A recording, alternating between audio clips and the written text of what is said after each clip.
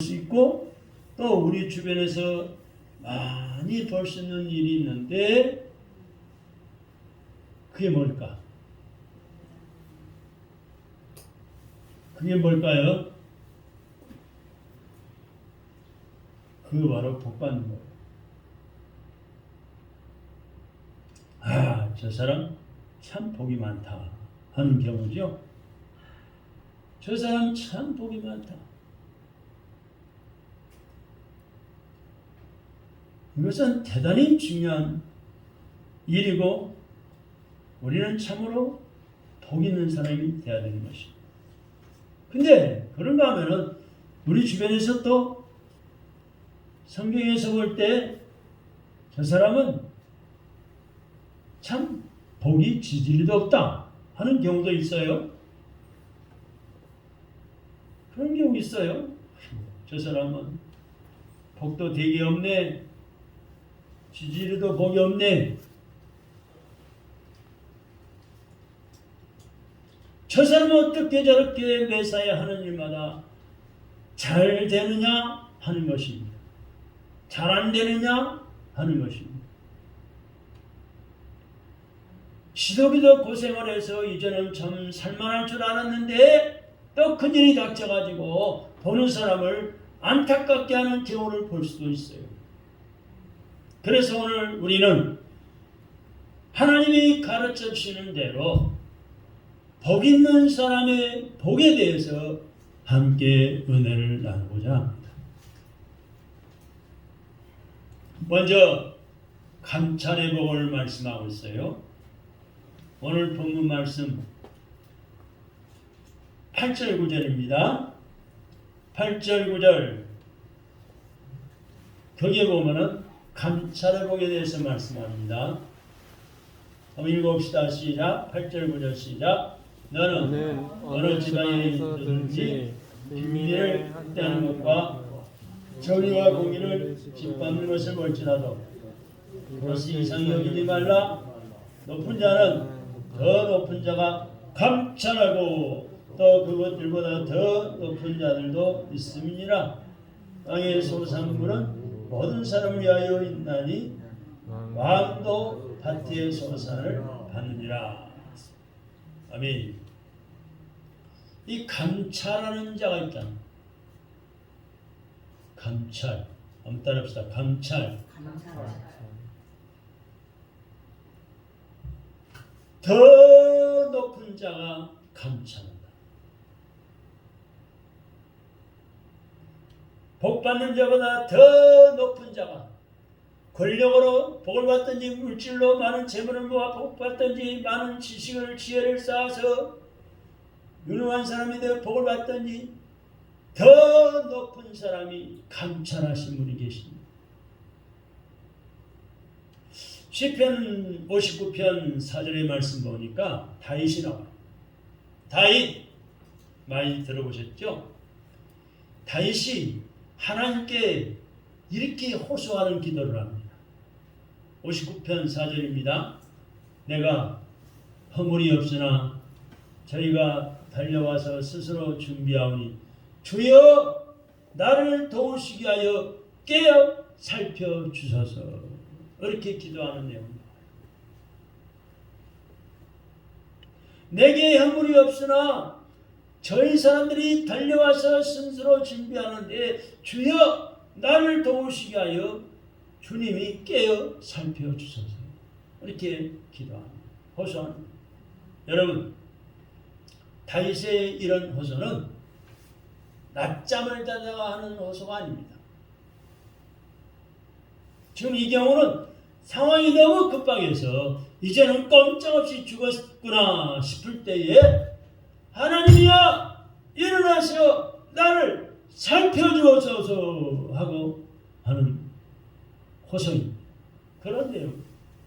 그러면 다윗에게 이렇게 꼼짝없이 죽었거나 하는 상황이 언제느냐 하면은 한 번은 자기 나라 이스라엘 백성들 군인들과 저 블레셋 나라의 사이에 전쟁이 일어났기 때문에 많은 젊은이들이 동원되어 나왔는데 그때 다윗의 형이 있었어요. 형들 중에서 3명이 전쟁터에 나왔어. 그때 막내인 다윗은 나이도 어리고 키도 적고 아직 어린 아이였기 때문에 집에 나가 있었는데 아버지께서 저 전쟁터에 나간 형들 자식들의 소식이 궁금해서 어린 다윗을 신부를 보냈어요. 그래서 전쟁터까지 갈 수가 있었어요. 그런데 전쟁터에 가봤더니 굉장한 일이 벌어지고 있었어요. 저 적군 블레셋 군대가 떼를 이루어 수많은 그 떼를 이루어 서 있어요. 그리고 그 앞에는 적군들 앞에는 골리앗 장군이라는 대장이 나오는데 키가 9척, 또 창은 배틀차가 탔어요. 옛날에 시골에서 배를 짜잖아요. 그 배틀차가 있잖아요. 그런 창을 들고 또 머리에는 구원의 투구를 쓰고 갑옷을 입고 있었는데 누구든지 너희 이스라엘 편에서 대표로 나오라. 한 사람 대표로 나오라. 이 부하들이 많은 이 군사들이 싸워가지고 많이 뭐 죽고 그럴 필요가 뭐가 있느냐. 1대1로 싸우자 이거지요. 한 사람 나오라. 우리가 다 함께 싸울 게 아니라 1대1로 싸우고 끝내자는 것이죠. 그런데 이스라엘 군들은 벌벌 떨면서 나서는 사람이 한 사람도 없었어요. 적군의 장군이 골리앗 장군이 나와 있는데 이스라엘 군인들은 아무도 벌벌 떨면서 모두 다 나서는 사람이 아무도 한 사람도 없었어요. 그런데 지금 아버지의 신부로 왔다가 형님들 전쟁터에 지금 만나러 왔는데 이런 모습을 본 다윗은 하나님을 보려고 하는 저 골리앗 장군을 보고 분을 참을 수가 없어서 싸우러 나갔습니다. 근데 그때 어린 다윗이 가진 무기가 뭘까요? 양을 치기 때문에 양을 치게 할 때 쓰던 물맷돌 몇 개뿐이었어요. 골리앗이 달려들기 전에 그 물맷돌을 돌려서 정확하게 던져서 골리앗을 머리통을 맞춰 쓰러뜨렸어요.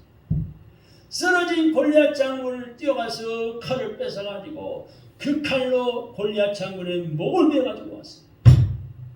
목을 따가지고 왔어요. 이것을 본 이스라엘 백성들은 좋아서 이스라엘 군인들은 어쩔 줄 몰라다가 힘을 얻은 이스라엘 군대는 그 블레셋 군대를 물리치고 크게 승리를 거두게 됐습니다. 이스라엘 나라에서는 다윗에 대한 칭찬과 자랑이 대단했습니다. 그때 이스라엘 여자들이 모두 나와서 하는 말이 뭔 줄 아세요? 뭐라고 말했을까요? 지금까지 사울왕이 죽인 사람은 천천이지만 다윗이 죽인 자는 만만이라 하고 막 외쳐댔어요. 그런데 이것 때문에 다윗은 큰 불행을 당하게 됐습니다. 우리가 다윗의 사건을 보면서 꼭 알아야 할 것은 입조심. 여러분, 이건 뭐예요? 입조심하라 이거죠? 말하지 말라. 함부로 말하라. 당시에 임금이 사울이었어. 사울. 한번 사울을 해봅시다. 사울 왕인데 사울 왕이 죽인 사람은 몇 명? 천천이요. 다윗 이 조그만 소녀 어린아이가 죽인 자는 소녀 같은 이 어린아이가 다윗이 죽인 자는 얼마예요? 만만이라고 했으니 사울 왕이 가만히 있으니까 만만합니다. 쪽팔리잖아요. 왕이 돼가지고 창피잖아요. 그래서 이 다윗 이 조그만 녀석을 없애겠다고 작정을 하게 됩니다.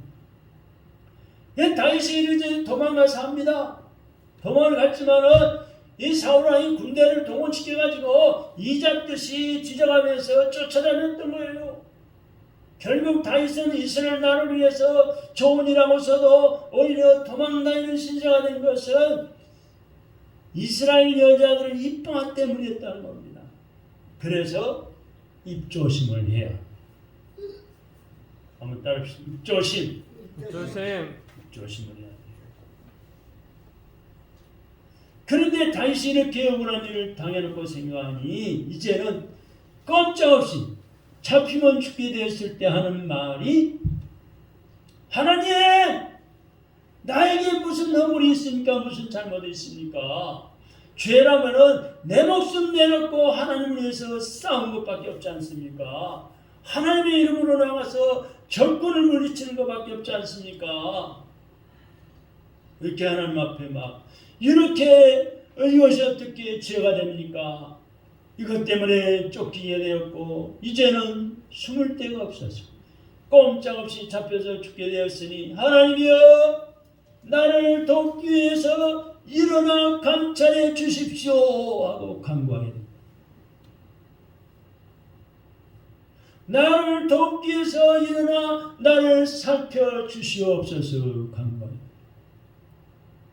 이때 하나님께서 다윗의 전후 좌우를 살펴주실 뿐만 아니라 감찰해 주셔서 즉 잘 보살펴 주셔서 다윗의 손을 들어 내가 이겼다 라고 해주시니 다윗은 그때부터 이기기 시작하고 반대로 사울은 점점 망하기 시작했습니다.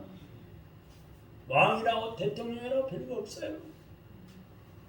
하나님이 망하게 하면 망할 수밖에 없어요. 그리고 마지막에는 이 다윗이 커가지고 이스라엘 나라의 왕이 됐어요.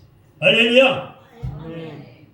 여러분 이 다윗에게는 하나님께서 샅샅이 살펴주시고 또 시와 귀를 가려 주시는 하나님의 감찰이 엄청난 축복입니다. 우리는 이 세상을 살아가다 보면 약하기 때문에 너무나 억울한 일을 당하며 살기도 하고 또한 착하게 살려고 하다 보면 억울한 일을 당하고 뿐만 아니라 믿음으로 살려고 할 때도 억울한 일을 많이 당합니다. 이렇게 억울한 일을 많이 당하게 될 때에 우리 하나님께서 전후를 좌우를 잘 살펴보실 뿐만 아니라 시와 귀를 가려주시는 하나님의 감찰하심이 있다는 사실을 기억하시기 바랍니다. 할렐루야! 그리고 다윗의 오른손을 들어주셨던 그 하나님께서 오늘 여러분의 손을 우리의 손을 들어주시겠다는 승리의 약속이 오늘 읽은 전도서 8절로 20절의 말씀 내용. 그렇기 때문에 하나님의 감찰하심이 우리에게는 무엇과도 바꿀 수 없는 큰 축복인 것을 믿으시기 바랍니다. 아멘. 본문 말씀 8절 9절에 보면은 뭐로 말씀하고 있습니까? 8절 9절 읽어봐요. 시작. 너는 어느 도에서든지 빈민을 학대하는 것과 공의와 정의를 범멸하는 것을 볼지라도 그것을 이상히 여기지 말라.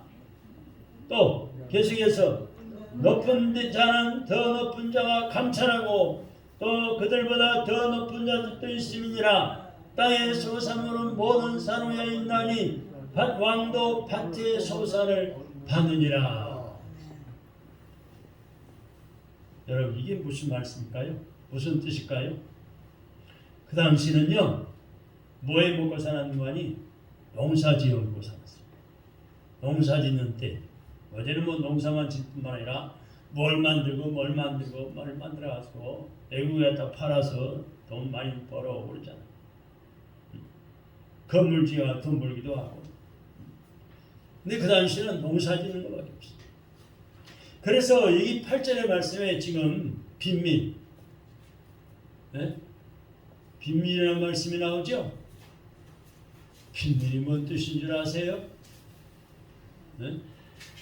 빈민은요 가난한 농사꾼을 말하는 거예요. 농사를 지킨 일 농사도 조금밖에 못 지어갈 가난한 농사꾼.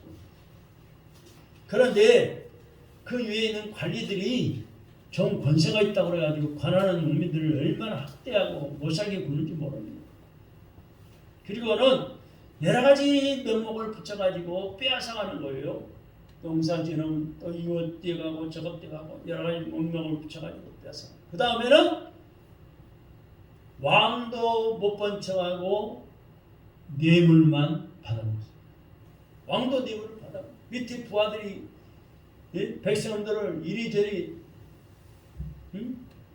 명목을 붙여서 농민들한테 뺏어오면 그 중에 일부분은 왕한테 또 바치하죠. 장유원자 이마에 뺏어날 수가 없잖아요. 그러니 농민들이 얼마나 억울하냐 그 말입니다. 이렇게 약자는 항상 억울한 일을 당합니다. 약자에게 당하는 억울함, 착하게 살려하기 때문에 당하는 그 억울함, 그리고 믿음으로 살려하기 때문에 당하는 억울함이 있을지라 너무 억울해하고 걱정하지 말라는 것이 오늘 본문의 말씀. 왜냐하면 왕보다도 더 높으신 분이 감찰하고 있기 때문이라는 것입니다. 그 다음에는 모든 땅의 이익은 모든 사람을 위해서 농사짓고 그 소출로 많은 사람들이 먹고 사는 것인데 그 땅의 소출을 혼자 먹겠다고 자꾸 뺏어가는 가난한 농부가 농사짓는 것을 임금도 먹으면서 왜 그렇게 가난한 사람들 못 살게 못 살게 구매하는 거예요. 농사꾼이 농사짓는 거 임금도 먹고 살잖아요. 농촌에 농사짓는 것을 대통령 먹고 살잖아요. 그러면서 왜 가난한 농사꾼을 자꾸 귀찮게 못 살게 구냐는 거예요. 이럴 때 높은 데 계시는 분이 감찰하신다는 것이 오늘 본문의 교훈입니다. 왕보다 대통령보다 더 높으신 분이 우리 하나님 아버지가 다 보고 계시고 살핀다는 거예요. 누가 잘하고 못하는가를 CCTV를 가려주신다는 거예요. 하나님께서는 선량한 사람을 돌보신다는 겁니다. 그리고 반드시 시와 비를 가려주신다고 선언하고 있습니다. 저나 여러분도 살다 보면 이렇게 억울한 일을 당할 때가 있겠지만 그럴 때마다 하나님의 감찰하심을 믿고 낙심하거나 실망하지 마시고 강하고 담대하게 살아가시기 바랍니다. 그래서 우리 하나님의 감찰하심이 우리 신자들에게 큰 복이라는 것입니다. 아멘. 그래서 감찰의 복을 기억하시고 누리시기 바랍니다. 옆사람이, 이웃사람이, 친구가 또는 이 친척이 누가 나를 억울하게 만들고 괴롭히고 핍박하고 그러면 하나님이 감찰하시고 하나님이 살펴주시고 이 억울함을 하나님이 해결해 주세요. 기도합니다. 이 하나님의 감찰하심이 우리 믿는 신자에게는 큰 복이 된다. 두 번째는 노동의 복이 있습니다. 따라합시다. 노동의 복, 일하는 복. 10절로 12절의 말씀입니다. 10절로 10절의 말씀. 얼마의 돈과 재산을 가진 것만이 복이 아니라 뭐 큰 집에 산다고 그것만이 복이 아니라 내가 할 일이 있다는 것 그 자체가 복. 내 돈은 좀 있다 해도 할 일이 없다면 그것은 불행한 일입니다. 그래서 차라리 재산은 좀 적어도 할 일이 많이 있다고 하는 것은 얼마나 큰 복인지 몰라요. 우리 김남철 집사님 2주마다 한 번씩 직장 근무 때문에 교회를 나오시는데 그분이 78세가 됐어요. 80이 다 돼가요. 그런데도 불구하고 직장에 출근해서 하루 종일 가서 근무 쓰죠. 그 이튿날 좀 쉬어야 되는데 아침에 또 일어나서 사방팔방 날면서 파지 줍죠. 또 친척집에 다니죠. 또 다른 경비 초소에 전에 아파트 근무를 했기 때문에 다른 아파트에 대근이 나오면은 아이고 그 사람이 근무해야 되는데 무슨 일이 있어가지고 근무 못한다고 사정을 하면은 가서 일당 6만 원 받고 대체 근무를 또 대신 근무를 써요. 쉬지도 못하고 얼마나 일을 많이 하는지 몰라. 그런데도 늘 싱글벙글 즐거워하고 감사하고 우리 교회 올 때마다 주일 날 예배가 됐든 오후 예배가 됐든 수요일 예배가 됐든 금요 기도회가 됐든 감사헌금하고 절기헌금하고 헌금하기 바빠요. 그러면서 뭐라는 줄 아세요? 목사님, 저는 120세까지 살 거예요. 모세가 120세 살았잖아요. 제가 웃었어요. 그러면 집사님, 허리부터 펴읍시다. 120세를 살려면 아직도 40년, 42, 3년을 더 살아야 되는데 허리가 구부러져 어떻게 그래 살겠냐고 힘들잖아요.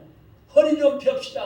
허리 펴기를 지금 시작하는데 시간이 없어가지고 허리 펴는데 지금 부지런히 못하고 있어요. 그렇게 할 일이 많은데 얼마나 기쁨으로 복되게 사는지 몰라요. 그렇기 때문에 우리는 돈이나 재산보다도 내가 보람되게 할 일을 갖는 것이 더욱더 복된 인생을 살아갈 것임을 기억하고 열심으로 일해야 되겠습니다. 할렐루야! 우리에게 하나님 주신 십계명이 있어요. 출애굽기 10장에 나오는데 이 십계명은 우리 구약의 모든 율법을 간단하게 축소시켜 놓은 것이기 때문에 십계명을 넓혀 놓으면 율법이 되는 거예요. 하나님의 말씀이 되는 거예요. 저 벽에도 십계명이 붙어 있잖아요. 그 구약 성경에 하나님 말씀을 간단하게 요약해 놓은 거예요. 그러나 우리가 이 율법이나 십계명을 지켰다고 구원받는 게 아니고 우리는 이미 구원자, 구세주 예수 그리스도를 믿음으로 마음에 모셔 이름으로 구원을 받았기 때문에 계명이 말한 명령한 대로 하나님 명령한 대로 주의를 지키라 하면은 주의를 지켜야 하는 것이고 내 부모를 공경하라면은 부모 공경해야 하고 살인하지 말라면은 살인하지 말아야 하는 거예요. 즉 예수 믿고 죄에서 구원받았으니 하나님의 계명을 하나님의 자녀로서 마땅히 지켜야 하는 거예요. 그런데 넷째 계명이 뭡니까?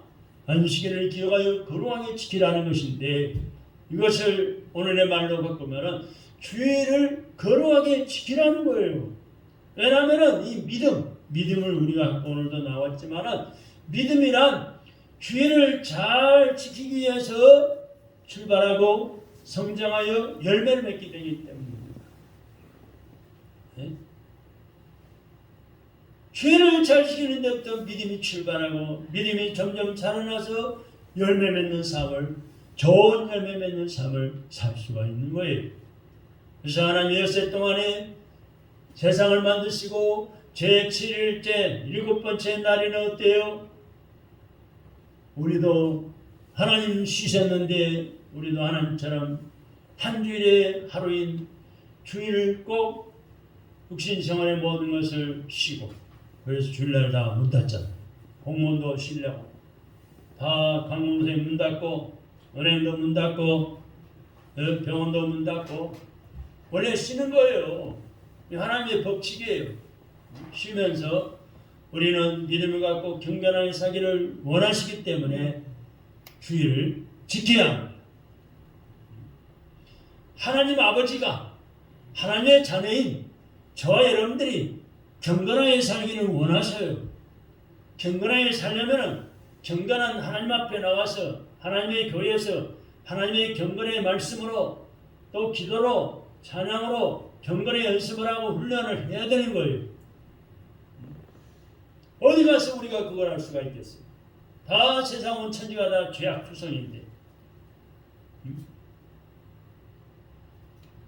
이렇게 쉬는 날이 바로 안식일이며 그 완성이 주일인 것입니다. 이 주일을 거룩하고 경건하게 지키지 못하면 그 사람의 믿음이 헛되게 될 수밖에 없는 거예요. 그래서 우리가 이 주일을 거룩하고 경건하게 도와야 하는 이유가 여기 있는데 그 중에서도 이 예배 드리는 시간에는 더욱더 하나님께 감사하며 거룩하게 하기를 하나님은 원하고 계십니다. 아멘.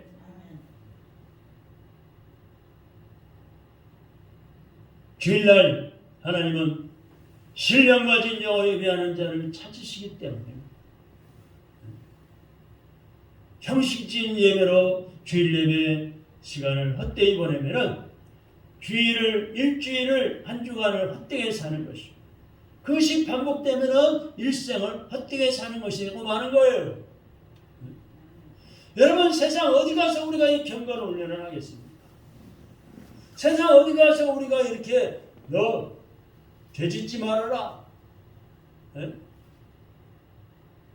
악하게 살지 말아라, 세상 어디서 우리가 그런 말을 들을 수가 있습니까?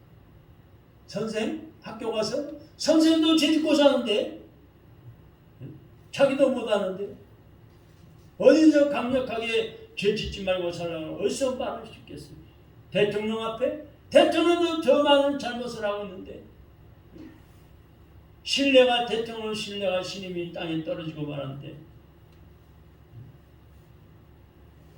그래서 우리가 예수 믿고 구원받은 하나님의 자들답게 이 하나님의 집에 나와서 찬양하고 기도하며 하나님 말씀을 받으며 경건의 연습을 힘써야 됩니다. 어떻게 하면 내가 헛되이 살지 않고 복 있는 삶을 살까를 배우고 순종하며 살아야 됩니다. 우리의 믿음이란 이 주일을 기다리고 경건하게 지킬 때에 믿음이 자라나고 열매를 맺는 거예요.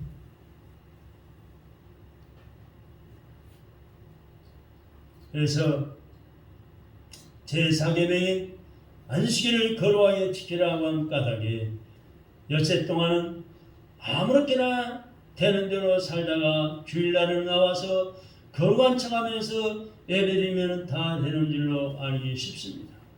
그러나 이것은 하나만 알고 두루는 모르는 결과예요. 주일을 거룩하게 지키시려면 엿새 동안은 힘써 일해야 되는 거예요. 월화수목금토 엿새 동안은 힘써 일하고 주일을 거룩하게 지켜야 하는 것입니다.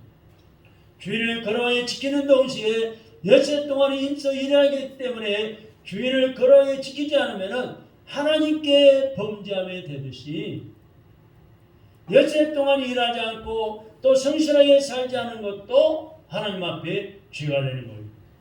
왜냐하면 하나님께서는 사람을 만드실 때 일을 하면서 살게 만드셨기 때문에 그래서 일하는 꼼짝달싹하고 누워만 생활하고 있어요. 앉아만 있어 보세요. 점점 아픈 데 가서 병들어 빨리 죽고 말아요. 왜? 애초에 하나님이 엿새 동안 일하며 살도록 만들어 놨기 때문에 그런 거예요.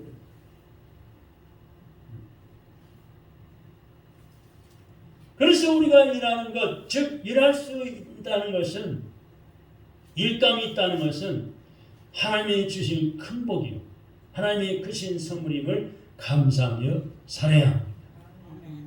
본문에 또 오늘 돌아갑시다. 10절부터입니다.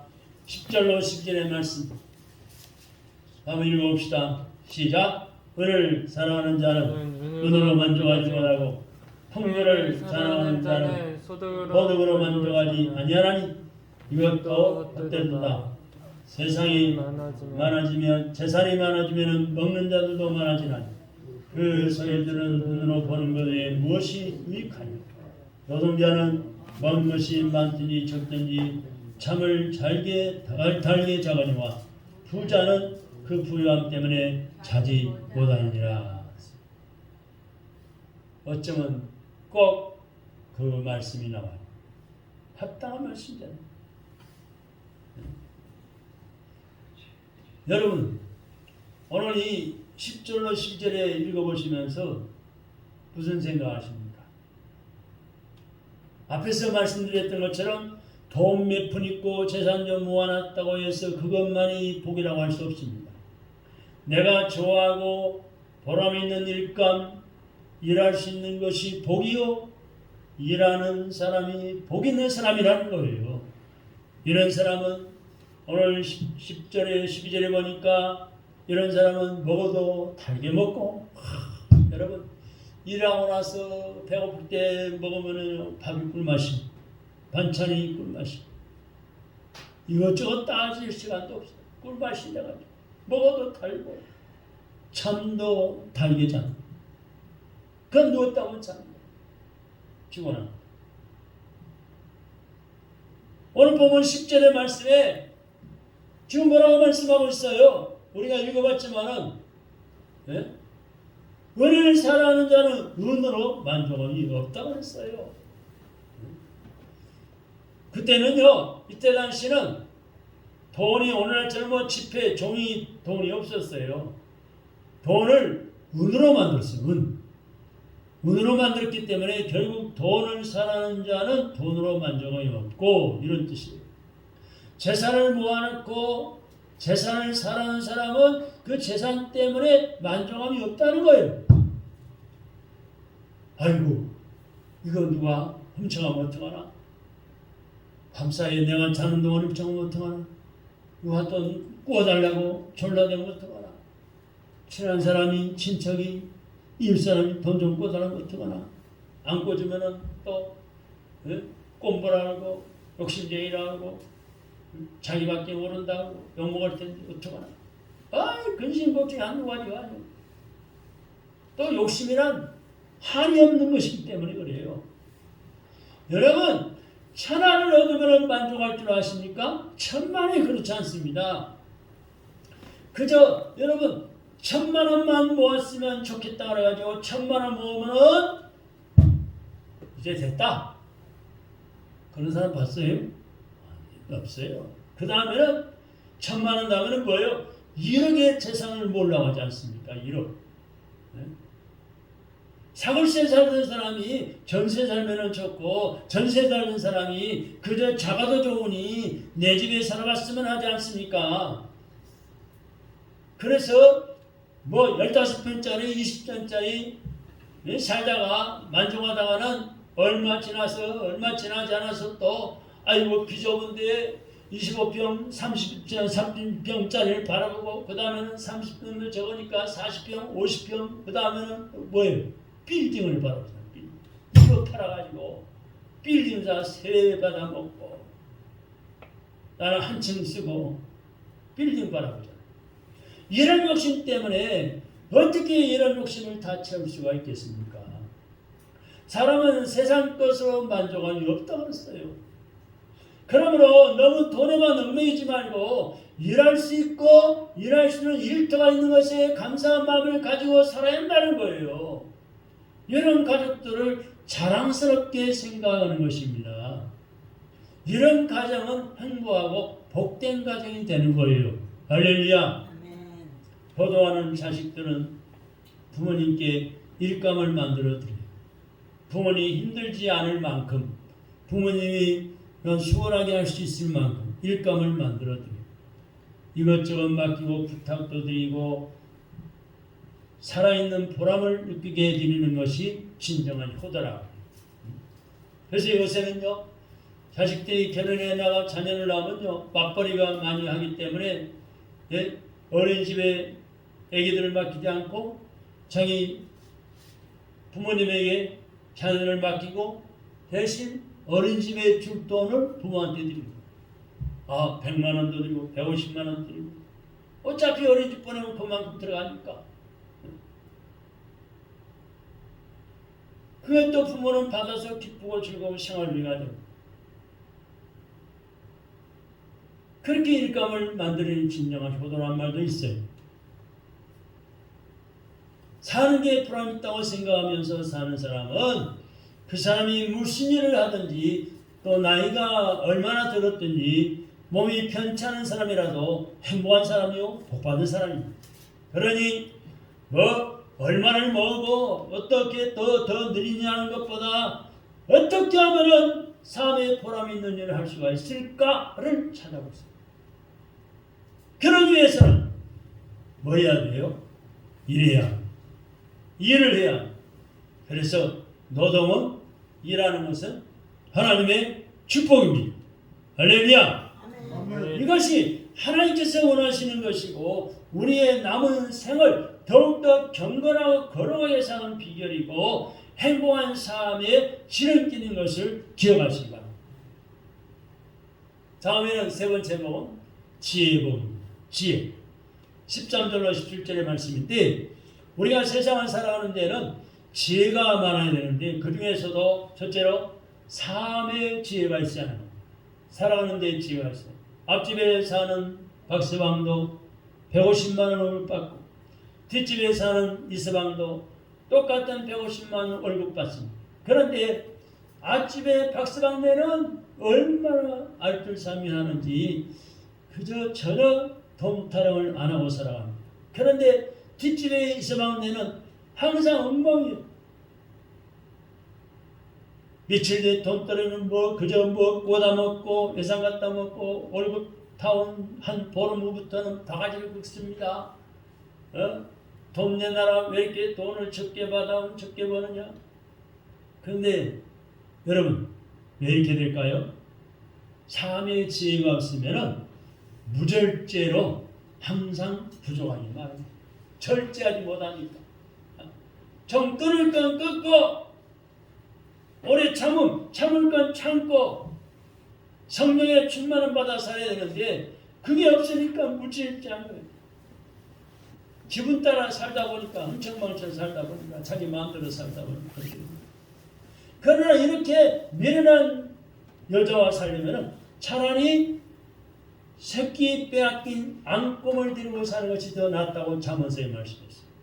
돈은 분수에 맞춰 살아가면 되는 거예요. 분수 없이 살다 보니까 항상 돈 타령을 하게 되는데 그래서 삶의 지혜가 꼭 필요합니다. 분수에 맞게 사는 거예요. 남이야 어떻게 살든 말든 내 분수에 맞게 사는 거예요. 두 번째는 일의 지혜가 있어요. 여러분 같은 회사에 다니면 똑같은 일감을 맡겼는데 미스터 박은 5시간에 끝내면서도 다시 손볼 필요가 없도록 아주 말끔하게 일을 처리합니다.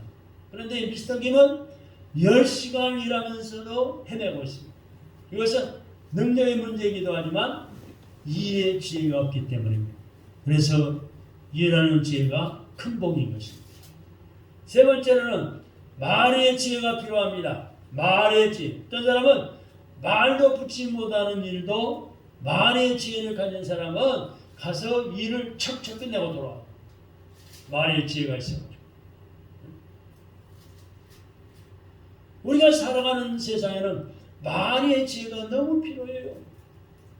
왜냐하면 모든 일이 다 인간관계에서부터 말로 시작되기 때문입니다. 그래서 인간관계는 말이 상당히 중요한 거예요. 네 번째는 인생을 아는 지혜가 필요합니다. 그러나 이렇게 삶의 지혜도 좋고 일의 지혜도 있어야 하며 말의 지혜도 필요합니다. 그러나 더욱더 중요한 것은 인생 자체를 아는 지혜가 중요합니다. 인생이 무엇인가를 알고 살아가는 것이 필요하기 때문에 그렇습니다. 인생이 무엇인지 모르면 이런저런 지혜를 가졌다 해도 그것은 별 의미가 없는 거예요. 인생의 의미를 어떻게 하면 알 수가 있을까요? 이게 문제예요. 오늘 본문의 말씀 13절로 17절에 다 같이 한번 읽어봅시다. 거기에 말씀이 나오고 있습니다. 13절로 17절까지입니다. 시작. 내가 해 안에서 큰 대단되는 일이 있는 것을 보았나니 곧 소유주가 재물을 자기에게 해가 되도록 소유하는 것이 사인 것 소유하는 것이라 그 재물이 재난을 당할 때 없어지나니 비록 아들은 낳았으나 그 손에 아무것도 없느니라. 그가 못해서 벌거벗고 나왔을때역 그가 나온 대로 돌아가고 또 수고하여 얻은 것을 아무것도 자기 손에 가지고 오지 못하니 이것도 큰 불행이라. 어떻게 왔든지 그대로 가리니 바람을 잡는 수고가 그에게 무엇이 유익하라. 일평생을 어두운 데에서 먹으며 많은 근심과 질병과 분노가 그에게 있느니라. 여러분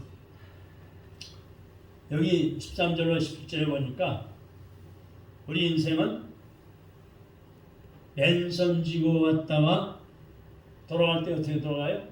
맨손으로 돌아간다는 뜻입니다. 그렇기 때문에 세상에서 우리가 수고하여 많은 것을 가지고 누렸다 해도 하나도 가지고 갈 수가 없는 거예요. 우리가 여러분 서울서 부산 가려면 뭐가 있어야 돼요? 기차표를 사야 돼요. 표가 없으면 갈 수가 없어요. 근데 어떤 때는 좌석표가 없으니까 입석표라도 사서 가려는 사람도 있죠. 그러나 우리가 부산에 도착하면 내릴 때는 어떻게 합니까? 아무리 어렵게 구한 좌석이라도 딱 툴툴 털고 일어나서 해야죠. 그렇다고 그 자리를 떼가지고 가지 못합니다. 인생이 바로 이런 거라는 거예요. 세상에서는 난리를 쳐가면서 싸움도 하고 세상에서 딱 내리고 세상이 내릴 적에는 세상에서 떠날 때는 내릴 때는 다 내놓고 가야 합니다. 두고 가야 합니다. 이것이 인생인데 인생의 의미를 모르면 아무리 지혜가 많다 해도 헛된 일이라는 거예요. 여러분 혹시 유일한 장로님 알고 계시죠? 알고 계시는가요? 유일한 장로님. 이 유일한 장로님은 어렵게 일을 해가지고 약품회사 유한양행회사를 세웠습니다. 근데 죽을 때는 어떻게 했어요? 유한양에서 나오는 약품 안티프라미라든지 이런 거 아주 최고급입니다. 최고 좋아요. 얼마나 안티프라미 여러분 안 써본 아무도 없을 거예요. 다 써봤지. 벌레 물때로 쓰고 멍들을 때로 바르고 우리 집에도 항상 안티프라미 있어. 근데 많은 재산을 모으고 죽을 때 어떻게 하신 줄 아세요? 자기 아들, 딸에게는 재산 한 푼 물려주지 않고 재산의 10분의 1은 하나님께 바치고 나머지 절반은 회사에 다시 내놓고 나머지는 사회를 위해서 선한 일에 쓰라고 내놨어. 즉 사회 환원을 했죠. 그래서 회사를 위한 것은 직원들의 복지를 위해서 사용되고 사회를 위해서 내오는 것은 모두 사회사업비로 나가게 하고 교회에 바친 것은 전도하는 데 세계 선교에 불쌍한 도와주는 데 쓰여졌습니다. 이것이 인생을 하는 우리 성도들의 생활인 것입니다. 그러니까 여러분 무조건 돈만 달라 하지 마세요.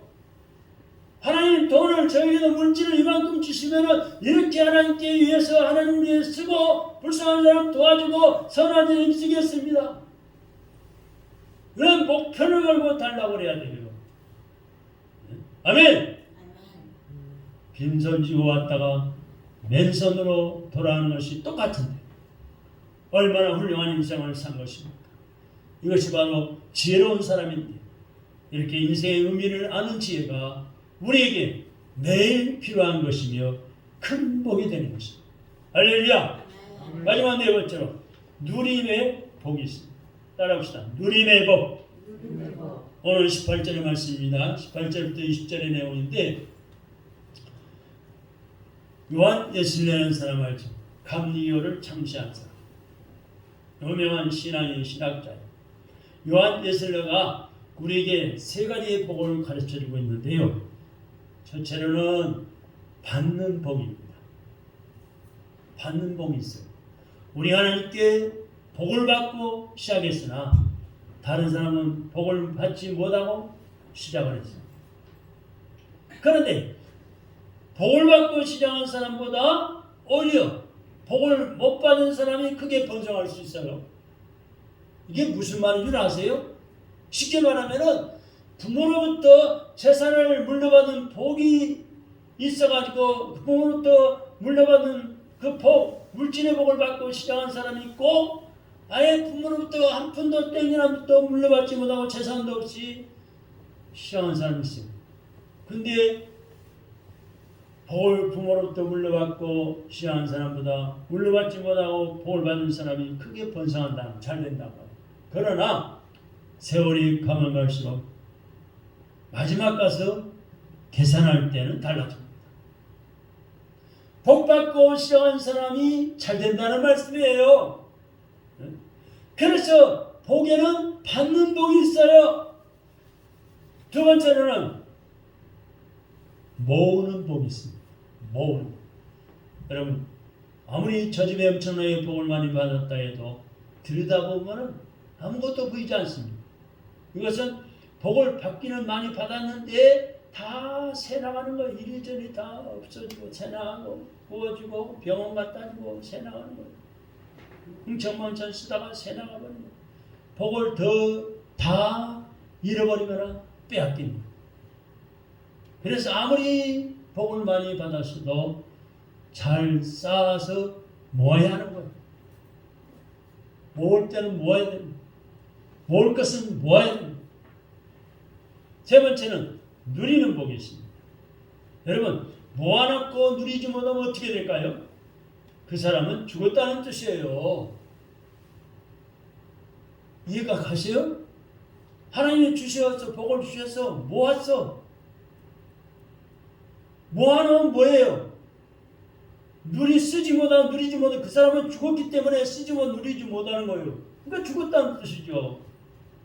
실컷 벌어가지고 아까워서 그것을 제대로 한번 써보지도 제대로 써보지도 못하고 죽는다면 그게 뭐하는 게 누구의 것이 됩니까?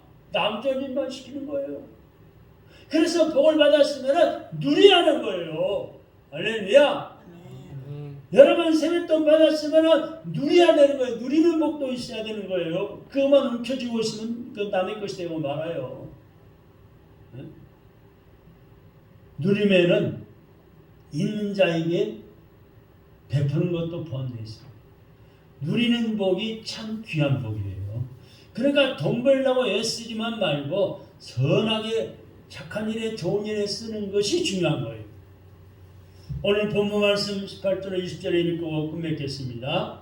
18절에 20절 다 같이 읽읍시다. 시작. 사람이 하나님께서 그에게 주신 바 그 일평생에 먹고 마시며 해 아래에서 하는 모든 수고 중에서 낙을 누리는 것보다 선하고 아름다움을 내가 보았나니 그것이 그의 몫이로다. 또한 어떤 사람에게든지 하나님이 재물과 부여를 그에게 주사 능히 누리게 하시며 제 몫을 받아 수고함으로 즐거워하게 하신 것은 하나님의 선물이라. 그는 자기의 생명의 날을 깊이 생각하지 아니하니 이는 하나님이 그의 마음에 기뻐하는 것으로 응답하시니라. 아멘. 여러분, 우리는 모으는 재미만 있는 줄 아는데 사실은 쓰는 재미는 모르는 재미보다 모으는 재미보다 더 귀한 것입니다. 모을 때 재밌죠. 월급 받을 때 장사해서 날마다 수입이 들어오면 그거 뭐 통장에 넣고 적금 넣고 재밌죠. 그 재미만 알면 안 돼요. 쓰는 재미가 더 귀한 거예요. 쓸 때 얼마나 좋습니까? 마신 것도 해잡쓰고 좋은 옷도 사입고 구두도 새거 사 신고 불쌍한 도와주고 얼마나 그 도와주면 도움을 받는 것보다 도와주는 것이 더 재밌는 거예요. 칭찬받고 하나님 앞에 헌금하고 하나님이 또 복 주시고 얼마나 재밌어요. 돈을 쓰기는 쓰되 뜻있게 써야 의미가 있게 써야. 그래서 누림의 복이 귀중합니다. 오늘 말씀 맺습니다. 사랑하는 성도 여러분, 오늘 본문의 말씀 보니까 복 있는 사람이 복이 무엇인지를 가르쳐주고 있는데 하나님께서 살펴주시는 감찰의 복이 있고 노동의 복이 있고 지혜의 복이 있고 누림의 복이 있는 성도들 되시기를 주님의 이름으로 축원합니다. 아멘. 기도하겠습니다.